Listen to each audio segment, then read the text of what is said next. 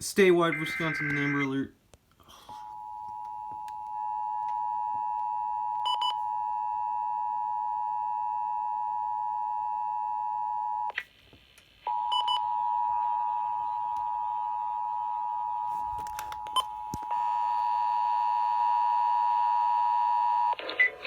A child abduction alert has been issued statewide for the following child.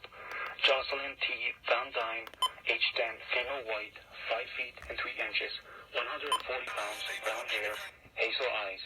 Child was last seen on the 200 block of Fox Lane in Walworth County and is missing from the village of Walworth, Wisconsin. Last seen wearing a white t-shirt with Eiffel Tower image, black pants, and dark shoes. Law enforcement authorities believe the child may be in the company of Jonathan J. Van Dyne, who may go by the nickname Kyle or Wolfie, age 33, male white, 6 feet and 0 inches, 220 pounds, blue eyes with very short brown hair. They may be traveling in a 2014 white Dodge Ram truck with Illinois license plate 167007F and may be pulling a camper. If you have any information on the whereabouts of Jocelyn T. Van Dyne, please contact the Wisconsin Department of Justice at 1-800-674-9228.